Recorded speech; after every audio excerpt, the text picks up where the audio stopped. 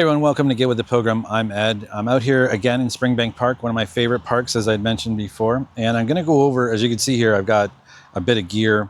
Some of it that was used actually in my previous Camino Francés. Some of it I'll be taking with me on the Camino Portugués.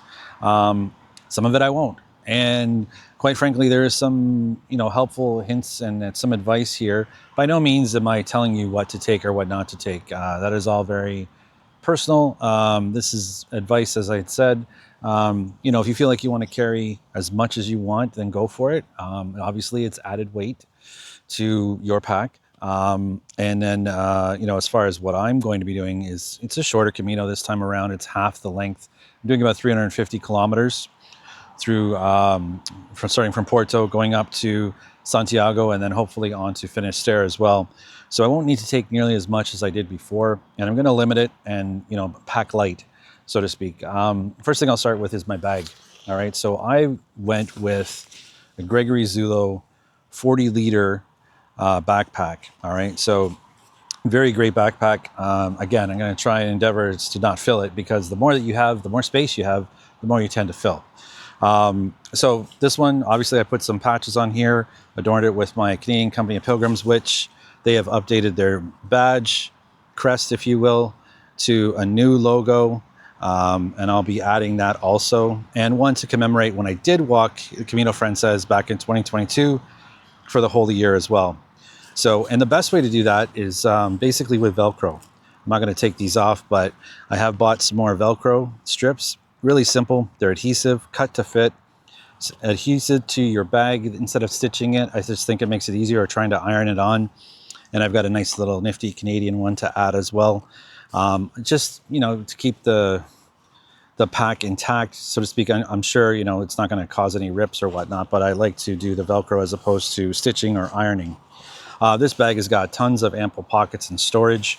It also has a rain cover built into it. In the back, you'll see that it has the mesh backing, which keeps everything away from your back. It keeps, nice airflow. You have your side pockets for snacks and whatnot. Overall, this did a great job, and I'm really looking forward to getting it appropriately packed for this Camino Francés. So that is the Zulu 40-liter Gregory pack. Very similar to Osprey, if that's your thing, as well.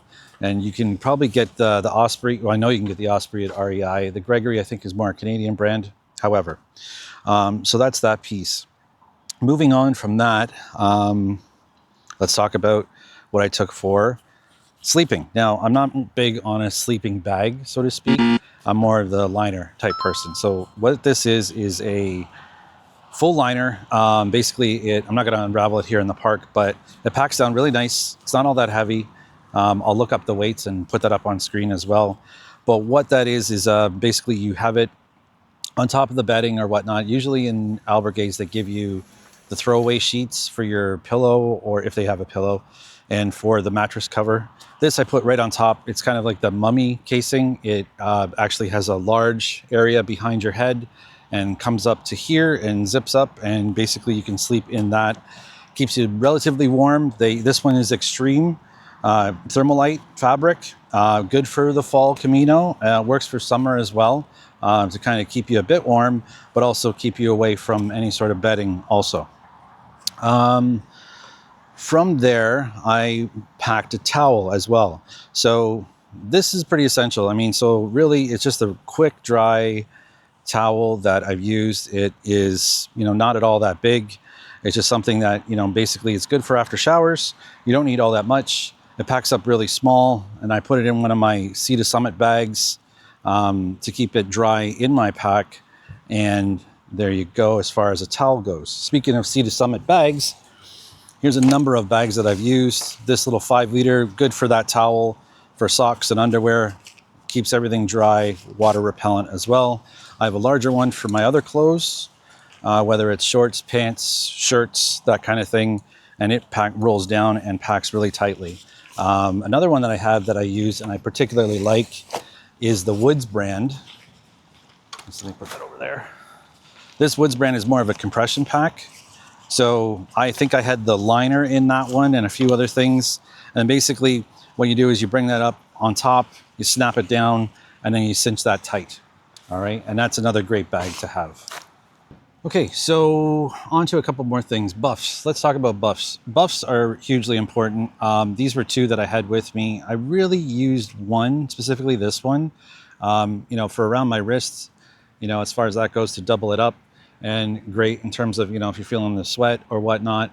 I did, if I wasn't wearing a hat or not feeling a hat that day, there's a way to actually have it as a beanie over top of your head for some sun cover, or you can basically have it over top and let it sock down behind you. There's a number of uses for beanies, for buffs. And what I'll be doing actually is retiring these guys because they're a little bit worn, and I got a couple of new ones on a pretty good deal. A nice little Canadian one there, and another, and these are actually lighter. These are going to prove to be lighter for my trip. Then they come in various layers, if you will. These are more of a light buff, and that's what I was going for this particular Camino, because it still could be quite warm when it comes to the time of year that I'm going, which is September 26th and onward into October. Shoulder season, still very warm in terms of the Camino. So that's a bit on buffs.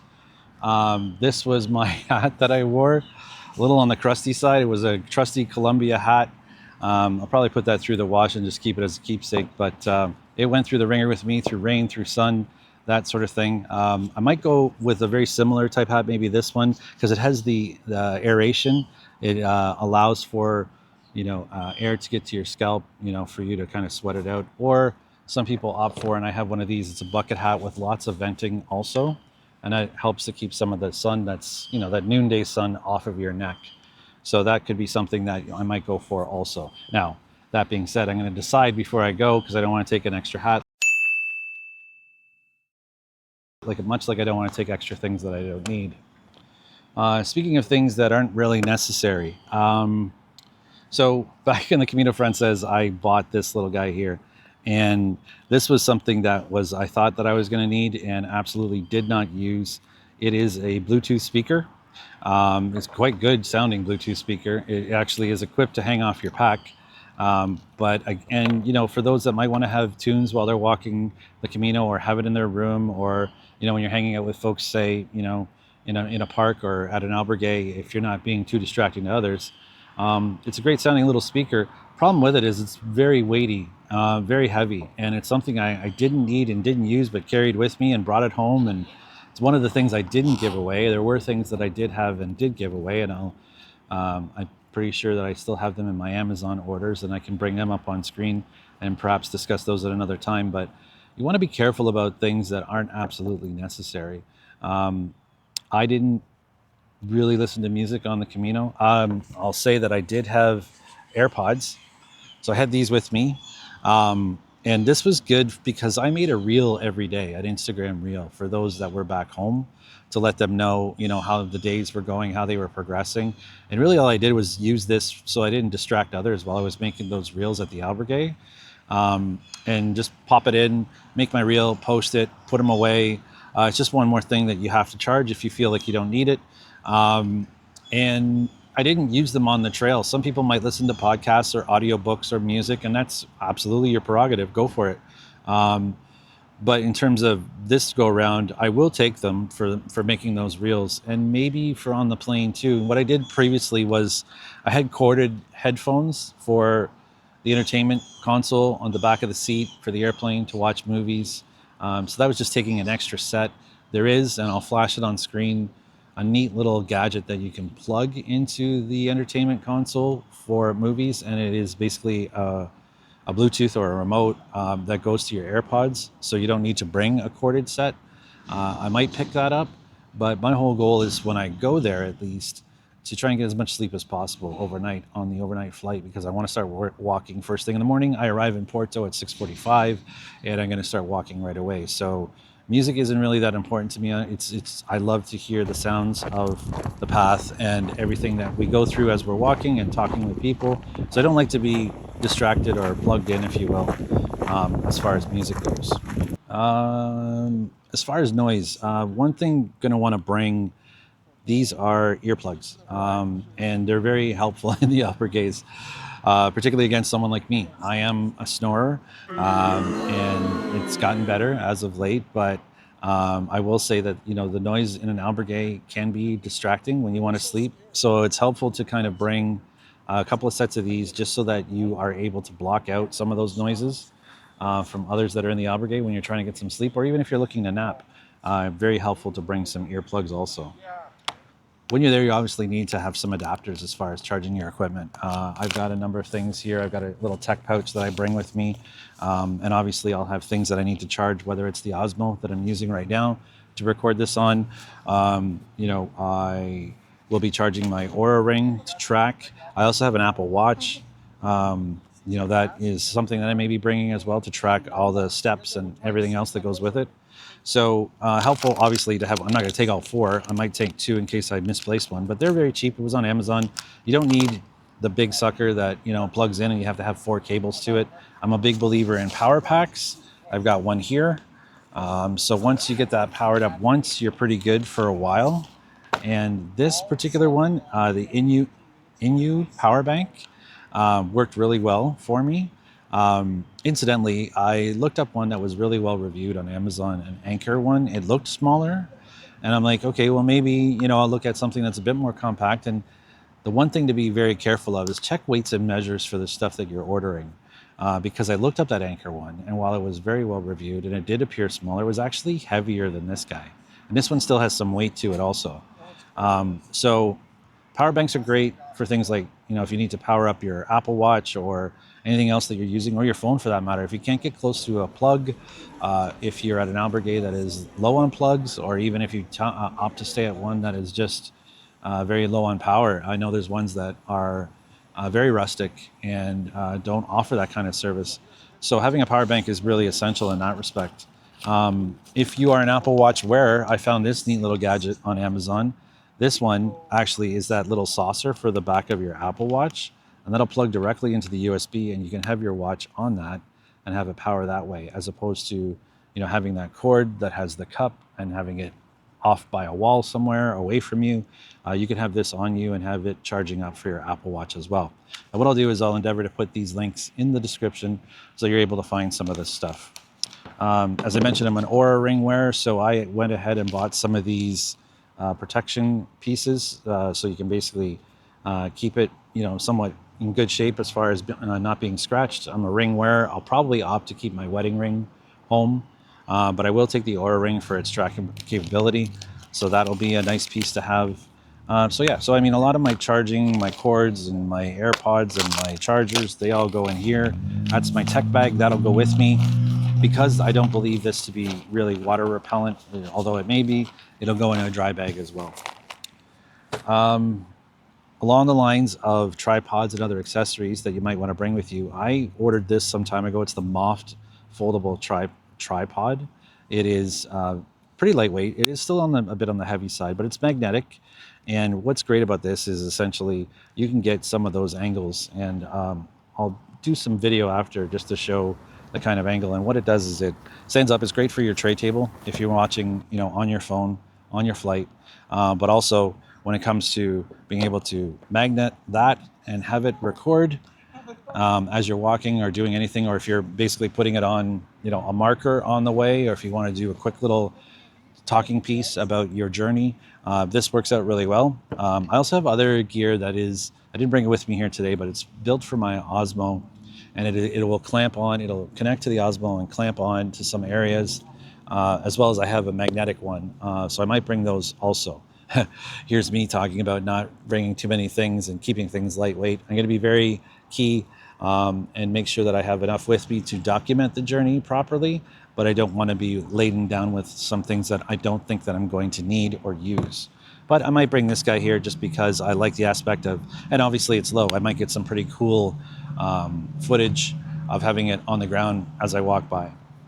What else can we talk about here? The Hero Clip. So this one is great in terms of what this is about, and I'll put it up on Amazon. It's at my local, if you're Canadian and you shop at Mountain Equipment Co-op, MEC, they sell these as well. The cool thing about this is not just your regular kind of carabiner.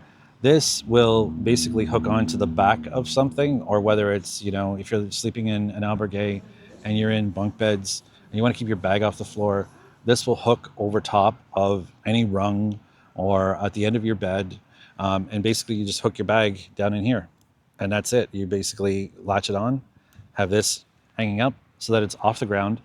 Really good for the shower end of things too. So if you wanted to, say bring in your hygiene bag or something like that, you could hook this on, put it on the back of the door. Anything you need is in here. It's not on a wet floor. It's off the ground and it's at the ready for you. The great thing about this also is when you have your backpack in it and you're hanging it off, say you're at the end of your bed, you can be two-handed into your backpack without having to balance it or one hand or hold it or that kind of thing. It makes it cumbersome. These are very versatile. The Hero clip, I can't recommend it enough. It comes in a number of shapes and sizes. This particular one will be going with me for sure. And yeah, and that's it. And it folds up. You can just hang it on your bag. Speaking of this guy, this is just the regular hip pack that I bought for my first one. And I had recently been looking for upgrading this. Don't ask me why, because I have one here. But I was falling victim to, maybe I want an Osprey, maybe I want a Cotopaxi or, something like that where, those bags are colorful, very technical, that sort of thing. But they get expensive, and with the Camino, you may be on a shoestring. You may not want to be spending the money. I certainly don't need it. I can go with what I had. Now this one's been a bit beat up from the first journey and using it since. So what I might do is maybe run it through the wash and see if I can shrink it up a little bit. But this is literally a Puma hip back that's got a front pocket. Inside, it's got a first pocket, which is pretty deep as well. As a secondary, and this one I use really quite often because in this secondary one had a nice little hideaway pocket back here, and that is where I kept my credential, which is this guy here, right? So every time I wanted to use it, it was in here. I also had an envelope with my euros, and I also had my regular passport, my own personal passport, and it was tucked away. So whenever I was done with the day and my pack was back at the albergue and I wanted to go about town, and I wanted to make sure that I had my very important things with me, whether it's cash, passport, and that type of thing in my wallet. It was all in here, and I would just use it as a sling. Basically put that on, and there it is, and just go out and have it like that. So why this backpack, this hip pack, cost me like $17. Why am I going to go spend $80 on a Cotopaxi, as colorful as it is? There's absolutely no need, and I already have one. So there you go. So, and I'm not really one to wear a hip pack around the waist. What happens is, if it gets rainy or if I'm going town to town, everything that's in here, basically I just take it and in the top of my pack, I slide it in, put it over, and it's protected from the rain. And then when I need it again, I just pull it out and it has everything in there. Because remember, your passport is not used just at the beginning of your trip or at the end. Every albergue wants to record your passport, and that is for safety for everyone passing through the area. Should anyone go missing or things like that, they at least know the last place that you were at. So your not only your credential is being used on a regular basis for stamps, your passport is recorded or swiped every time you stay in a place as well, municipal albergue or any other for that matter. So your passport is in regular daily use, and you want to make sure that's in a safe place and you're using it so you don't want to lose it, right? So there you go. I need to have a drink. So this is my Nalgene. This will not be going with me, quite simply because it doesn't necessarily fit, and it may actually fit the side pockets of my bag, but this sucker is a bit heavy when it gets totally full. I use this for my electrolytes now. I mentioned in a previous video, I'm on GLP-1 medication. I take electrolytes every day to help with digestion and to keep, hydration. Excuse me.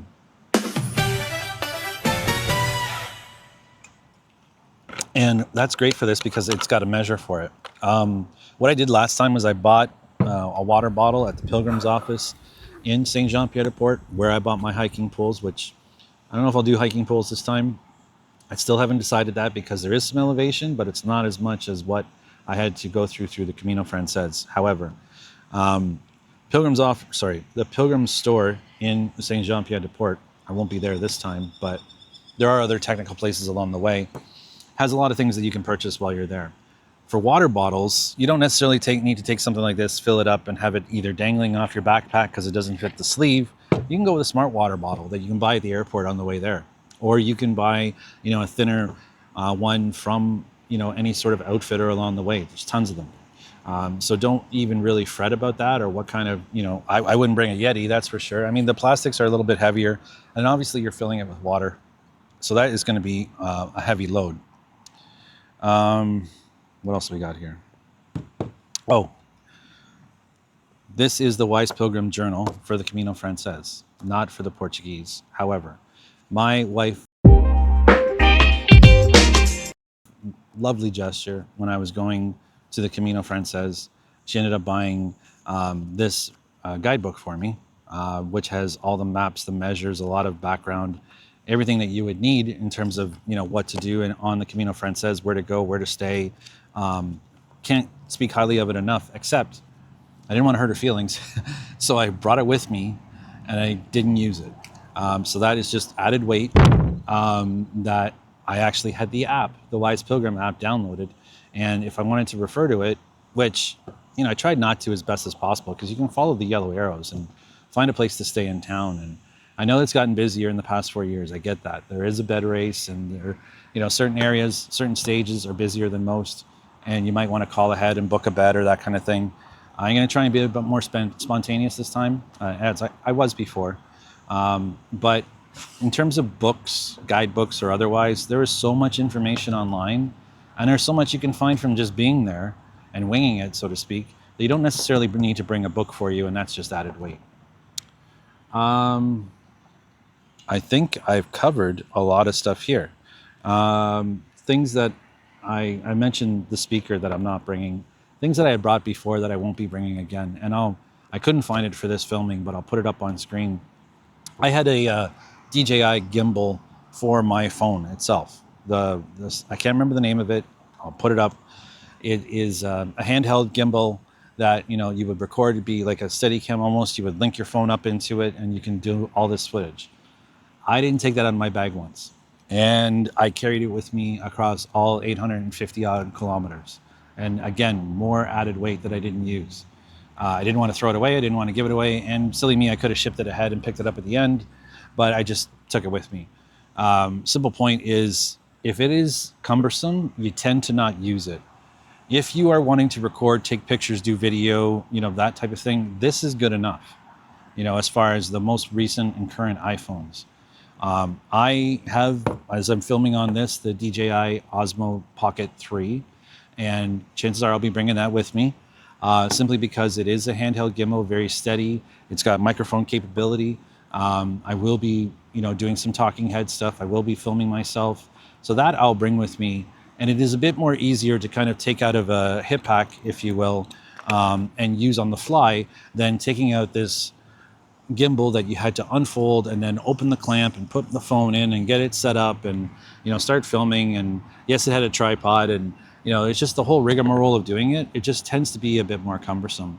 Along those same lines, I had at the time a Ricoh GR3 camera. Beautiful little camera. I since sold it just because I wasn't finding a lot of use for it. I took it with me just because of the street style photos I thought I would get, and I did take some in Paris, and quite literally, when I was in Paris for a couple of days prior to starting the Camino Francés, I took some snaps there because I thought it'd be cool to get some streetscapes.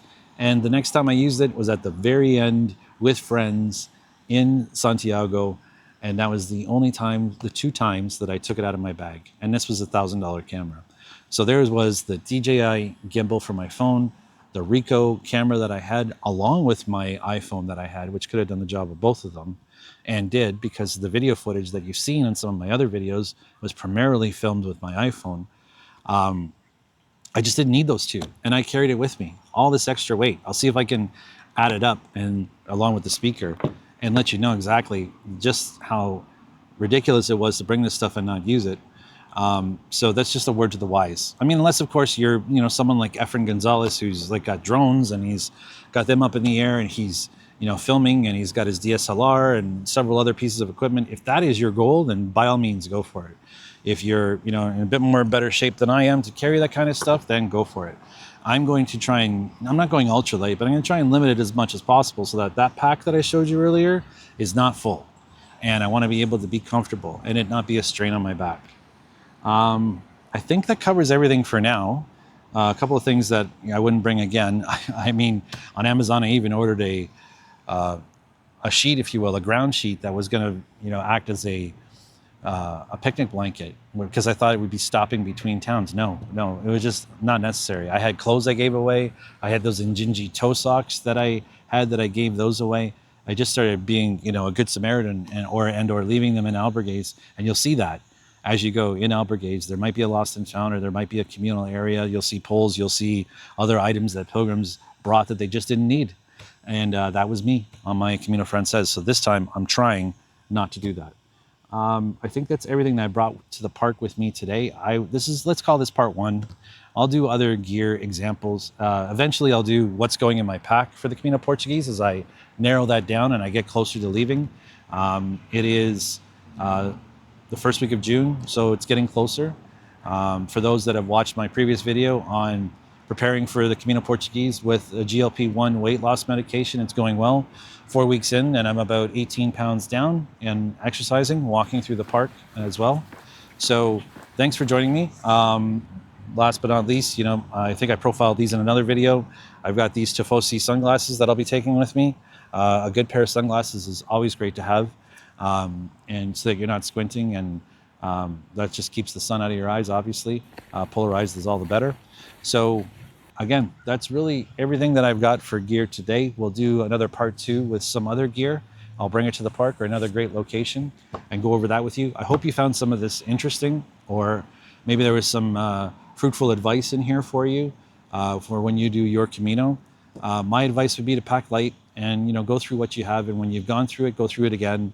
Going over to the Camino Francés or the Portuguese or any other Camino for that matter, you're not in the wilderness for the most part. You are not that far away from areas where you can buy things or get things that you need had you forgot them. You're never too far away from your nearest pilgrim store or drugstore, or somewhere to fill up your water bottle so you don't have to carry a lot of water with you. Just be smart about it. I mean, you're carrying extra weight on your back than you would normally, and that can be heavy on a 25-30 kilometer day.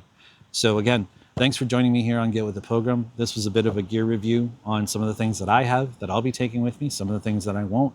And we'll see you again next time for a bit more on gear and a bit more on the Camino Francés. And until then, buen camino.